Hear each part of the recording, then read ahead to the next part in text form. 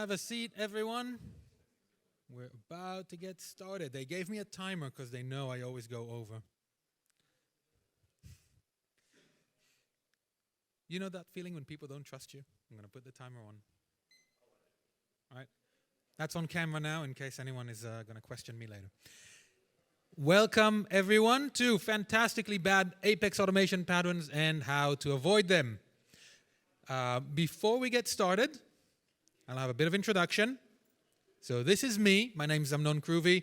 I am a 15-time certified Salesforce architect. This is my 5th year as an MVP. I'm the founder of Kruvi Solutions, and our app on the App Exchange is Simio Scheduling. And I'm also the director of the architect. Instead, I have a very good friend and colleague who's come to speak to you. He's one of our newest developer hires. Can we all please welcome Kent Code? Kent? And anyone seen Kent? Hold on. Let me find him, okay? Give me a second.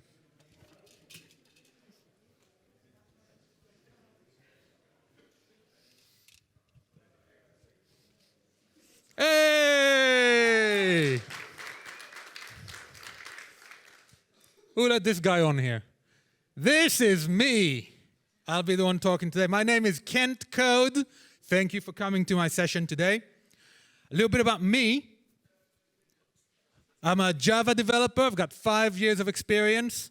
Don't worry about the sunglasses. I don't have my own. I borrowed them from my wife. I built the number 8 fitness app on the Nokia N97. And most recently, I've started developing on the Salesforce platform. Been doing this for a few months now, so I know everything there is to know. I've come to talk to you about it. More importantly than anything, if any of you want to partner, I think though, it's getting in my mouth. I did that last time. I tried to shave it. Can't shave this thing. I think more importantly than anything though, a bit of a proper introduction about me. Now, I don't know how many of you came into this room knowing what's going to happen today.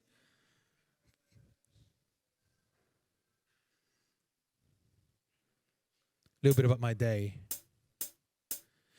Wake up, get to work. I'm a developer genius. Grab my keyboard when I log on. I'm gonna write some triggers before I start. I brush up on the latest patch. Then I ignore whatever's there and write it all from scratch. I'm talking loops in my code, sharing it in different modes. Ignore all exceptions thrown. For every record I write a query. Let them individually. Look at all my hot-coded IDs. Don't stop, run more ops till the database blocks. Roll out, spread on the synchronous thread. Tick tock on the clock, make the CPU lock when I code. Don't stop, run more ops till the database blocks. Mess the loop, might as well add some SOQ in my org, but it ain't no fuss. Cause when I need to up my coverage, I just use I++. And now my users lining up as their tickets get older, but I just redirected them to go into my spam folder. I'm keeping every item in the heap. Memory is always cheap, and my stack is unbelievably deep. Don't really need to bulkify. They can save records one by one. Save them one by one. Save them one by. Don't stop, run more ops till the database blocks. Roll out, input thread on the synchronous thread. Tick tock on the clock, make the CPU lock when I code. Don't stop, run more ops till the database blocks. Let the loop, might as well add some SOQL. Tick tock, trigger rock, hope my records don't lock when I code. And now it's time to take things live. We're going live on Friday. I'm pretty sure told everyone. If not, they'll find out Now it's time to take things live. Holidays booked for all of next week. Don't stop, run more ops till the database blocks. Go out, network thread on the synchronous thread. Tick-tock on the clock, make the CPU block when I code, code. Don't stop, run more ops till the database blocks. Method loop, might as well add some SOQL. Tick-tock, figures rock, hope my records don't lock when I code.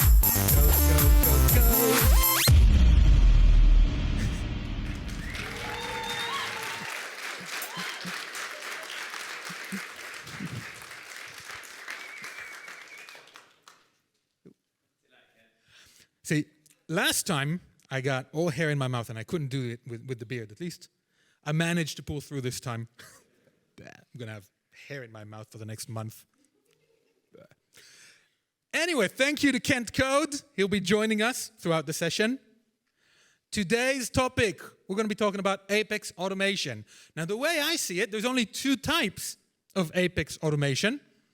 You have the bad automation, the stuff that runs more often than it actually needs to. You've done it all before. Experience, because you're running more code than you should be based on the action the user has taken. The user gets angry, the system gets angry, governor limits get angry, and eventually things begin to fail at some point. The nice thing about automation in Apex is that it will run when you least expect it. You don't know when you're building it what's actually going to trigger it. You don't know if someone's going to run an import of 10,000 records and then all your triggers are going to run and crash the whole process. Then we have good automation. Good automation runs fast. Good automation runs when it needs to run instead of every time you press the save button. Good automation is bulkified. If you have 4, 5, 10,000 records to update, your automation is not going to be what crashes the process. And most importantly, good automation respects governor limits. Now, governor limits are a bit of a weird term when we're talking to developers. When I was new, and I was new at some point, all of us were, I saw governor limits as a very bad and scary thing. Why can I not go to the database more than 100 times in one operation? I was used to working on a very on-prem environment, and communicating with the database was fast on the local network, and no one knew more than anything else. Your automation might be bad if you're seeing any of these items on the list. If you're crashing because of CPU time, it means you're running too much code. It means no one needs to run 10 seconds of processing in a trigger. If you're there, then it needs to be a bulk operation. Or maybe the trigger is running when it doesn't need to on records that don't need to be reprocessed. If you're seeing heap size errors, you're using up too much memory. We sent people to the moon on like 64 kilobytes of RAM. What do you need more than 6 megabytes to run some kind of data transformation? Record locking errors means that your triggers are taking too long to run. They're running too many updates together. If you're encountering query or DML limits, it means you are running too many of them, possibly running automation in a loop, maybe not even aware of what is running thanks to your trigger. Your trigger could be cascading a whole bunch of other automation built into that same org, and you're not even realizing that. Those governor limits are there to help us avoid these kinds of scenarios. And my favorite one, last one on the list, the non-selective query one. If you've written an Apex trigger, you may have encountered, it's going to crash. It's not going to let you do it. Because a trigger is supposed to be fast. By definition, it has to run fast or you're creating a bad user experience. So any of these items on the list, if you've encountered them recently, use that as a sign to revisit, understand what's going on, and see whether you can optimize, because the answer is probably yes. Now, Kent has graciously given us some code samples to review.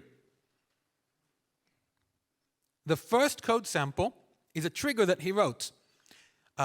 We have a case system. I don't know if anyone here knows what a case is on Salesforce.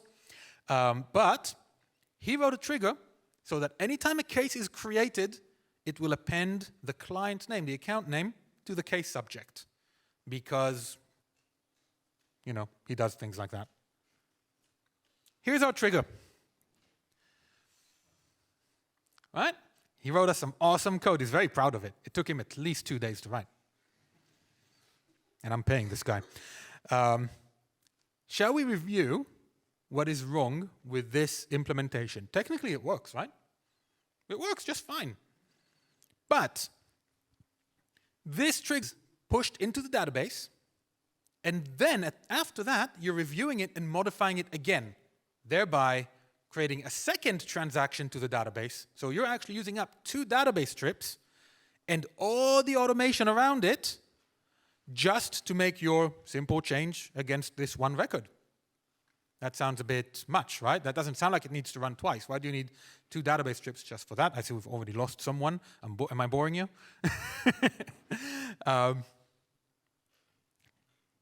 We'll see how we fix that in a second. Another problem that we have here is that we're querying for every case the relevant account separately in its own query inside a loop. Right? When we do that, keep in mind that an Apex trigger can run in a context of up to 200 records at a time. So if we're saving a single case record, this will work just fine. But if we're mass updating a series of 200 cases, this is going to crash straight away. We're going to run more than 100 queries, and the whole thing's going to fail. Not to mention, even if we didn't have that limit, we're still making 200 database strips.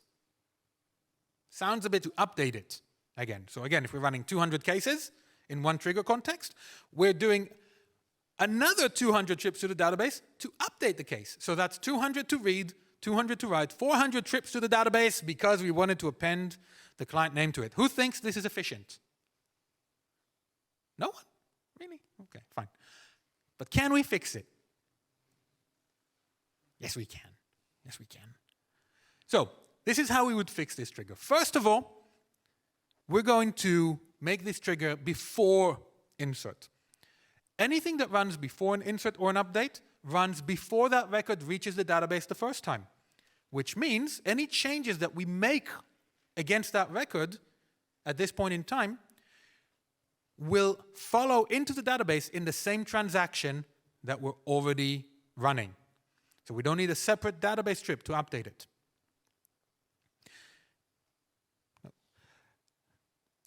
Next, we have our query right there at the top. So instead of running the account query for every case individually, what we're doing here is we're collecting all of the account IDs in the trigger context, push them to the database in one query, and getting all of those accounts back. And what we're doing then is putting them inside a map, this map accounts. By using map accounts, we can then reference those accounts by their ID instead of going to the database and getting them. Now, I'm not saying maps are perfect. We'll talk about that in a minute. But it's certainly quite a lot better than running to the database every time you need a piece of information. Next, we've got our actual update. Notice that unlike in the other trigger, we don't have an update statement. That's again because the trigger is running before insert. We don't need a separate transaction to save that record after we're done with it. So we've gone from 400 database strips in a potential context of 200 records to 1.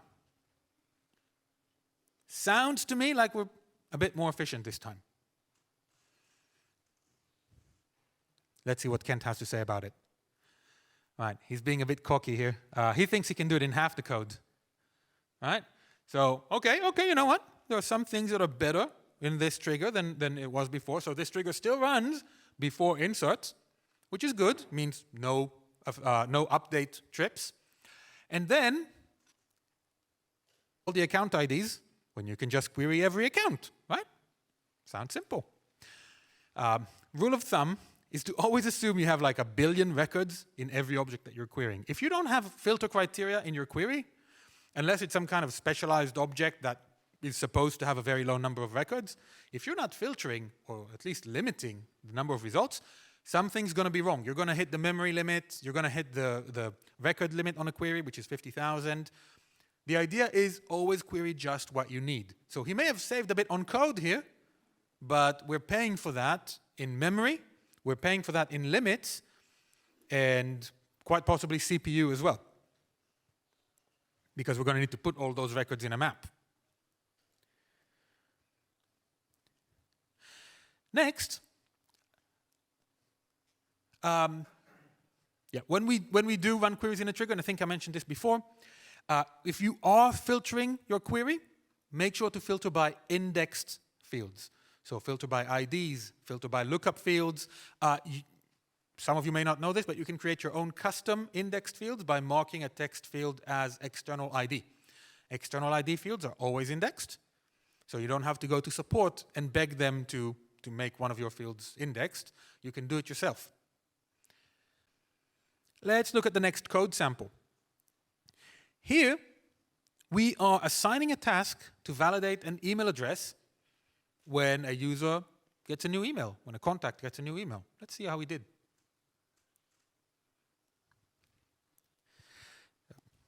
No, Kent, awesomer is not a word. So, what are we running here? We've got an after update trigger, which is fine because the purpose of this trigger is to create a task, not to update the same case record. So we're going to need a database transaction either way to create that task. We can't just piggyback on the same one. And let's see how this works. So for every contact that is updated, we're getting that contact record from trigger old map. Then we're checking through some kind of utility class whether that email needs to be validated, and if so, we're creating and inserting a new task. Does this look good? You're silent because you know it's not good, right? Not because you know why, because you know Kent can't code, right?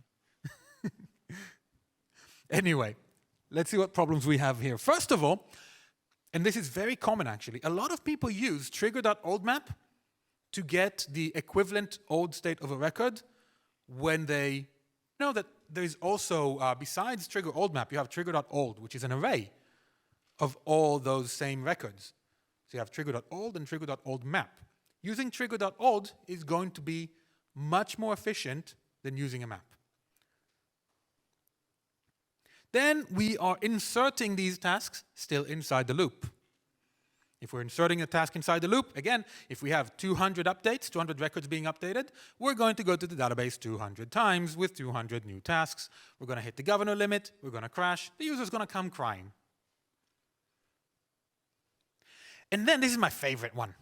How many of you are guilty of that one at the top? This kind of static variable that you set to true to make sure your trigger doesn't run more than one time on any transaction. Don't be shy. You've all done it. Don't lie to me. But can we fix it? Yes, we can. Yes, we can. Good. Fix that trigger. First of all, we're going to use a list to get the old state of the record instead of the map. Using a list means that you are going by an index instead of a hash to find the record that you want. If you know that you're working on the first record in trigger.new, then the equivalent first record in trigger.old will be that same state of the case. And that's going to be faster. Like I said, maps aren't magic. They still take time to actually do what they do. Next is to run the trigger only if the email address actually changed on that contact. Our last trigger ran this for every update on every single contact. Which means if I updated their name, their address, their phone number, my trigger would still be running. But by having this very simple check, very simple comparison between old and new, you can make your trigger only run when it needs to. And this also solves the problem of having this static variable to block the trigger from running more than once. You don't need this. You don't need it anymore because now your trigger only computes things when specific things changed. So if your trigger causes a cascade and runs a second, then of course our tasks that we're creating instead of inserting them in the loop, we're putting all of those records in a list and inserting that entire list at the end of the trigger. Again, we've gone from 200 database strips to just one. Sounds a bit more efficient to me. Now let's talk about maps. A lot of people think that maps, you put a record in, you get the record out, and it's super fast, super efficient, magic. But maps aren't magic. When you map a series of 200 records in a map, retrieving them still costs you precious CPU cycles. And quite a lot, because, you've got 200 records, you need to find which one fits the ID that you're pulling out. Of course, it is optimized. It's not some kind of huge deal. But when we're talking about efficiency, and we're talking about writing code that provides the best user experience, we want to do the best we can. So I've got a little exercise that we can try out. I've got a little table here of data. And I'm going to ask you to find a couple of records, and we're gonna time it. Anyone has a timer? All right, I've got a timer. Yeah. Okay. Everyone, please find the name of the contact in row 3. Sorry? Patricia. I think you did it in like 2 seconds, right? I counted 478 because, I couldn't hear you, but that's my problem, not everyone else. Now, let's compare that with our next exercise. Please find the name of the contact with the ID 0030407. You were not supposed to do that faster. You've done this before, haven't you? I see you played Knifey Spoony before. But hopefully that still demonstrates, even though you completely ruined my thing, it still demonstrates that looking up a record by an index is faster than going into the ID column and reviewing each of those and comparing it to a value. Again, it is optimized to some degree, but still more effort on behalf of your brain, as well as the computer. Computers also aren't magic. It's like a rock that we taught to think. Yeah. Which brings us to our third code sample. Is called the integration class to update every account when it's updated or created. Anyone finds a fault with that? Well, come on. Just because you hid your code inside another class doesn't mean it's not running in the trigger context, is it? All right, just hiding the code doesn't change anything. You're still doing callouts, and you're still doing one callout per record that's been updated. If someone's going to make a mass update of accounts right now, you're going to hit that limit on callouts pretty fast. So how do we fix it? Even if we assume that such an integration only supports one account at a time, and the API only takes up one account at a time, and we want to be able to support 200 accounts, let's assume that as a constraint. We still can't do it in a trigger. We need to process something like that asynchronously behind the scenes so that we don't block the user while they're working on the system. We don't want to block that mass update or that data import from happening just because we have another system to update. Don't forget, making callouts also takes a lot of time. We're going through the internet to some other system that could take 1-2 seconds to reply for every API call. Multiply that by 200. Apex gives us queuable classes. Queuables are quite similar to a batch. They run in the background, and you can give them all the records, all the data that you want to process beforehand. But unlike a batch, they don't run on a strict number of records for each of their iterations. The way that I handle these tasks is first you instantiate a queuable class and give it all the records you want to process. You put all of those records in a list. Then you start processing those records one by one. After or before each one, you check your governor limits. Do I still have enough callouts? Do I still have enough CPU time? Apex gives you an interface to do that. There's a limits class that shows you how much you've used and how much you can use. So you can compare how many callouts you've used to how many callouts you have in total to see if you can still keep processing records. And if Salesforce ever changes or you're working on different environments with different limits, it will adapt automatically to those new constraints. And as long as you have enough power to process them, you can continue doing it, taking them out of your queue one by one. When you're out, you just put your class, you put your in the queue. And all of that is done asynchronously. It's done relatively fast because queuable methods don't have the overheads of batch classes, like the start and finish methods. So it's done fairly fast. And it's safe. There is no risk of blocking the operation. There is no risk of error messages because it's running in the background. And you can have your own error handling in the code.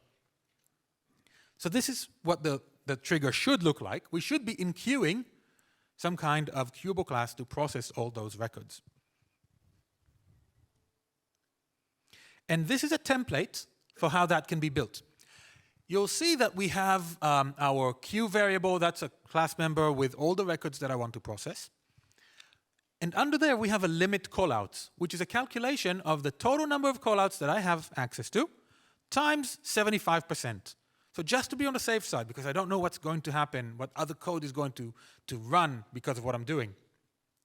So I'm limiting it to 75% of my total callouts. And then we have a while loop. While the queue size is bigger than 0, while my record queue is not empty, and the number of callouts that I've used is smaller than the limits that I've set beforehand, 75% of my total callouts, fetch a record from the queue, because we update records in bulk, not one at a time. And at the end of the process, at the end of the loop, once we've either completely emptied the queue or reached our limit of callouts, we're going to update our records and re-enqueue this. So this very same class instance, just put it back in the queue. It will run in a couple of seconds with fresh governor limits. Easy peasy, right? Now you can use this for more than just callouts. You can use this for any limit that's available in Apex. You have the limits class, you have a ton. You've got the rows that you can query and the number of DML operations and so on. Now let's see what Kent did with this code. Looks like he's implemented it quite well, actually. Yeah, that's pretty much what we had before. He's not checking callouts, he's checking DML statements for some reason, but you know, maybe that's the limit he wants to protect against. Okay. Oh, wait, hold on. What's this? What is that? Sorry. Can I?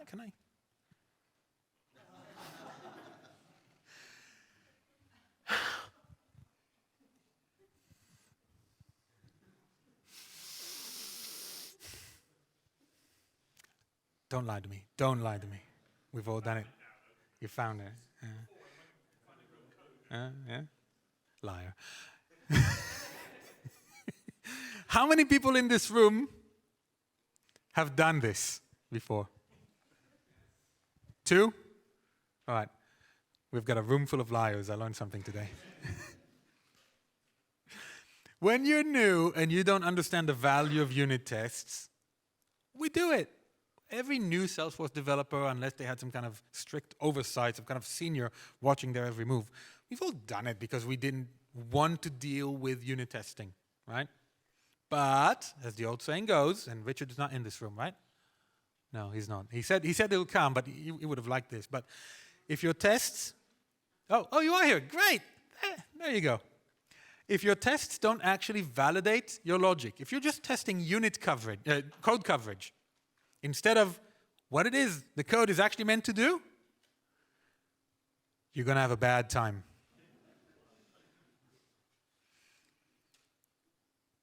I feel old now. How old is this episode? A good unit test will always have at least 3 of these stages. You're creating test data, you're executing your logic on that test data, and then you're validating the results of your process. If you don't do these things, if you're not doing either of these things, then you're not testing a genuine scenario that could happen in the system. And your unit test is effectively worthless.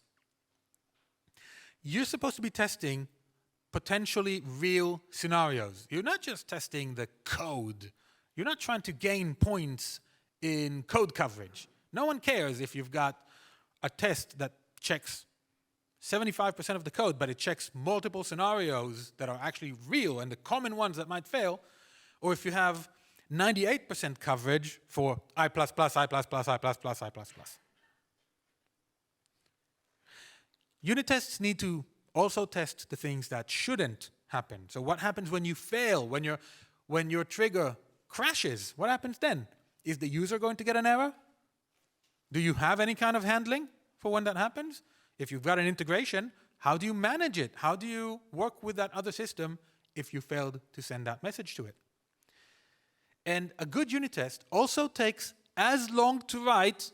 Push that thought aside, and we don't allocate time to writing unit tests. But really, you should be allocating as much time for the testing as you're allocating for the code itself.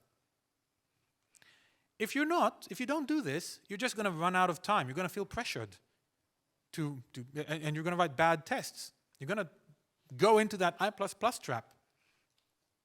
And by the way, it's also completely fine to tell your project manager, whoever is your scrum master, whoever is in charge of setting up that time, that you're going to need time to properly unit test something. That's okay. I don't think there's a project manager who's going to tell you, forget the tests, just do it. All right? If you're launching tomorrow, their job is finished, so it's okay. But early on in the project especially, if you take time to do things right, you're going to make a better time for everyone. Anyway, these are the general lessons for efficiency in Apex. First of all, you want to perform operations in bulk as much as you can. Don't process single records. Do things in lists, update things in lists, 200 records in one database strip instead of 200 database strips for single records at a time. Query friend of yours, do you want to go out on Friday at 6 o'clock? And at 7 o'clock they reply, oh, sorry, I missed your message. Only query what you need. Use filters, use indexed fields.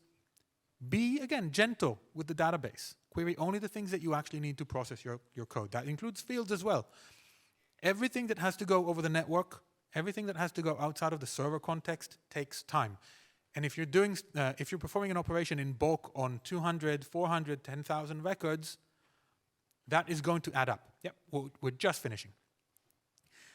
Maps are your friend. Use maps to capture and remember things, but they're not magic. Remember that there is a CPU cost and a memory cost to using them. They're better than a database query, but when you have other alternatives like lists, like arrays, use those. Use before insert and before update triggers if you need to make updates to that same record. Instead of creating a second database strip, you can do everything in one. If you do have very big tasks that need to happen, ask yourself if they can be done asynchronously. Remember, these are triggers. The user is going to have to wait for this to finish processing. If your operator, they need that immediate response from it. Governor limits are good. They're here to help you. They're not your enemy. Don't be afraid of them. And similarly, unit tests. Unit tests are funny. They're not necessarily there to guide you as much as they are to guide future you. Future you will be thankful that you wrote good unit tests early on when you remembered what you were doing. In 2 years' time, you're not going to remember any of it. You're going to be looking at those tests to figure out what needs to happen. And this is all I had for you today. If anyone has any questions or has any code they want to throw at me. When it comes to the heap size limits, there are some scenarios. So say, for example, you work with content docs or things like that, where you're trying to move them or things like that, and heap sizes just are restricted. Any advice for things like that? It's quite a specific use case, but that's one of my headaches at the moment. So, very good question. What do you do when the operation that you're trying to perform, by its nature, requires large amounts of memory to perform that operation? Well, I'll say that Apex is not the magic answer for absolutely every kind of processing. Sometimes, US and an API that you set up, if you need something that really is kind of heavy processing. Of course, if you can fit it in the limits, then use asynchronous processing. Do it in a queuable class. Do it in a batch. But if you can't, you can take it off platform. You can write stuff in JavaScript. Everyone here knows JavaScript. You don't need to learn anything new. And setting up an API on Heroku is actually easier than you think. Using functions is not the end of the world. Heroku is not going to jack up the price by £1 billion a month. You can have very affordable Heroku solutions or AWS to run your APIs, run custom APIs that you can't do on Salesforce for those particular events where the platform is just not the right fit. Anything else? Yeah, quick question. My understanding is that Salesforce encourages trigger.oldmap over trigger.old because there's no guarantee the indexing will be the same in trigger.new and trigger.old. Can you speak to that or anyone else? I pretty much exclusively use trigger.old, and I've never had any kind of mismatch. Yeah. Never had any kind of mismatch between the records.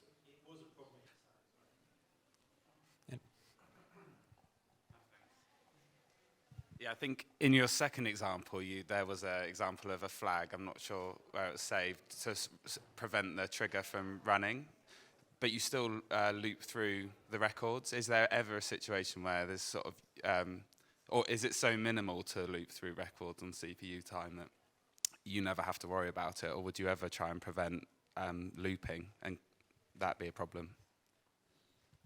Well, looping around an estimated 200 records just to check if something's changed is, not a perfect zero processing solution, but it does also solve a problem where if you do need to run that trigger a second time in one transaction, it will continue to run.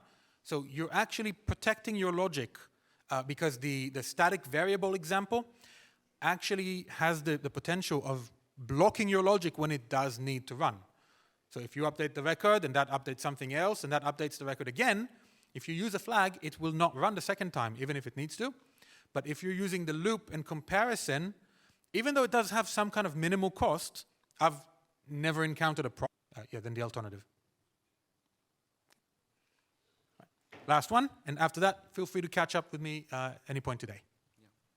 The example you have shown about that queuable class, we can do it in a batch as well, right? Apex batch as well.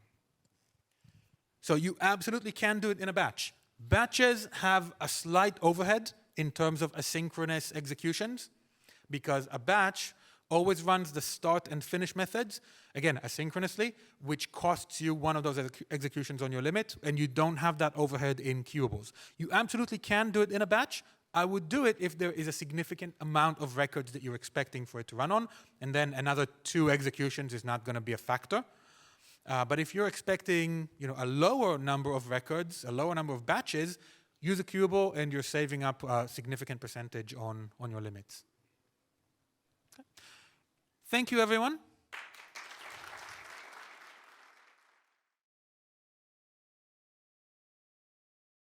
Hi, I'm Anthony from Deselect. And what is Deselect as a platform? It is essentially a way to enable marketers that use the Salesforce Marketing Cloud to get more out of their data. Deselect serves both non-technical marketers, for instance those who do not know how to write SQL queries, as well as technical marketers who are very well versed in the platform but who are looking for ways to be more efficient or who just want to enable their less technical colleagues. Deselect is an official Salesforce Marketing Cloud partner that offers the leading marketing data enablement platform on AppExchange. Fortune 500 leaders and mid-sized businesses leverage Deselect's intuitive solutions to help marketing teams create more powerful, segmented audiences, control marketing communication frequency, and achieve faster Marketing Cloud ROI without code or technical dependencies.